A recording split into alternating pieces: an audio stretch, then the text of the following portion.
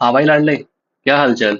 Welcome to NEET physics. In this video we will discuss a question from NEET 2026. Booklet code is 11 and question number is 24. Let's see what this question is saying, बच्चा।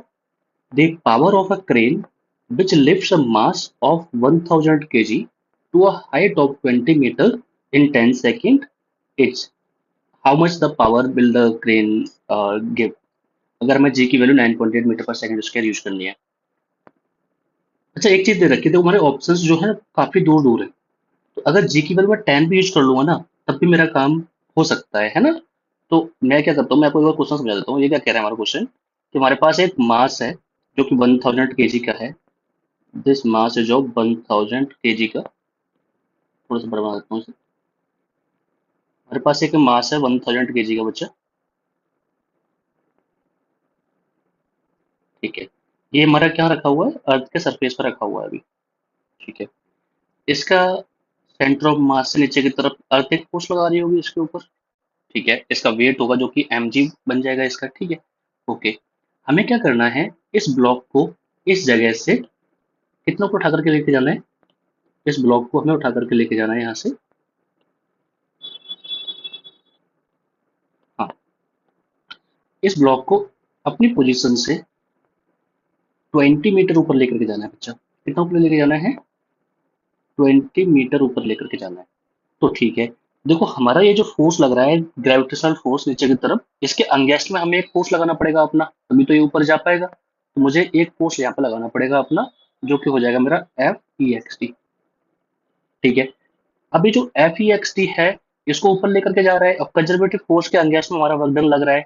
तो मैंने एक चीज बताई थी बच्चा आपको, कि हमारा जो पोटेंशियल एनर्जी का चेंज होता है, वो negative of the work done by the conservative force होता है। बट अगर कंजर्वेटिव फोर्स के अंगेंस्ट में हमारा नॉन कंजर्वेटिव फोर्स लग रहा है, तो उस केस में जो वर्क डन होगा हमारा, नॉन कंजर्वेटिव फोर्स के डायरेक्टली बराबर हो जाएगा।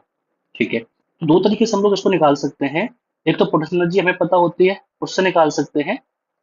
एक कशुक work done by the non conservative force, और इनिशियल पोटेंशियल एनर्जी ग्राउंड पे हम जीरो मानते हैं, तो पोटेंशियल एनर्जी के बराबर ही हमारा क्या हो जाएगा, बच्चा, वर्क डन हो जाएगा, नॉन कंजर्वेटिव फोर्स हो जाएगा। ठीक है।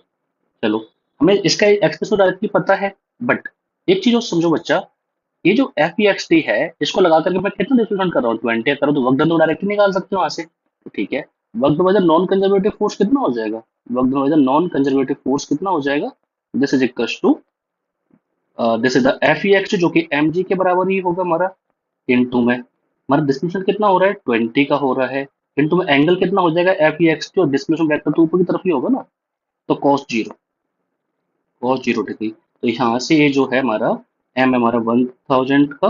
बच्चा मैं जी 10 ले लेता हूँ, है ना, क्योंकि आंसर्स बहुत दूर दूर है हमारे, तो कैलकुलेशन के लिए हमारा थोड़ा सा इजी बन जाएगा। इंटू 20 इंटू में 10। जब इसको आप आगे सॉल्व आउट करोगे तो 10,000 इंटू हो जाएगा, तो 2 इंटू 10 की power 5। This is the work done by the non conservative force. आपको निकालना क्या है कि क्रेन ने कितनी पावर लगाई होगी इसको उठाने में। ठीक है। वी नो वन थिंग बच्चा, पावर क्या होती है हमारी, rate of work done. Power क्या होती है हमारी, रेट ऑफ वर्क डन। ठीक है। तो पावर निकालनी है, पावर हो जाएगी work done by the non conservative force upon में टाइम। वर्क डन कितना है आपका, 2 इंटू 10 की पावर 5 अपॉन टाइम कितना लगा है आपको, 10 सेकेंड का। इससे जब सॉल्व आउट करोगे तो ये हो जाएगा हमारा 1/5। 1/5 मतलब क्या है बच्चा, इसको जब आप आगे सॉल्व आउट करोगे तो इसको लगते हो 2 इंटू 10 की पावर 4, और जो कि हो जाएगा आपका 20 इंटू 10 की पावर 3। ठीक है। ये किस में आ रहा है बच्चा, हमारा आंसर वॉट में आ रहा है। इसको हम लोग कितना ले सकते हैं, 20 किलोवाट। ठीक है। ओके। देखोगे आप, आपका इसमें से आंसर 20 किलोवाट के सबसे नियरेस्ट कौन सा है, हमारा बी सी ऑप्शन है, जो कि हमारा सबसे क्लोजेस्ट में बैठ रहा है 20 किलोवाट के। बाकी बहुत दूर दूर है। तो इसलिए हम लोग जब भी हमारे आंसर बहुत दूर दूर होते हैं, तो जी की वैल्यू डायरेक्टली 10 लेकर के भी आप सॉल्व कर सकते हो, और 10 लेकर के ही करना चाहिए, जिससे कि हमारी थोड़ी कैलकुलेशन इजी हो जाती है यहाँ पे। ठीक है बच्चा। हाँ। तो अगर तुम 9.8 लेके करते हो तो हमारा एग्जैक्टली 9.6 आ जाता, बट हमारे पास तो MCQ है ना बच्चा। तो इसलिए हमको इस अकॉर्डिंग इस क्वेश्चन को सॉल्व आउट करना चाहिए था। I hope you got this question. अगर आपको वीडियो अच्छी लगी हो, इस चैनल को सब्सक्राइब करें, वीडियो को लाइक करें, शेयर करें। Thank you so very much.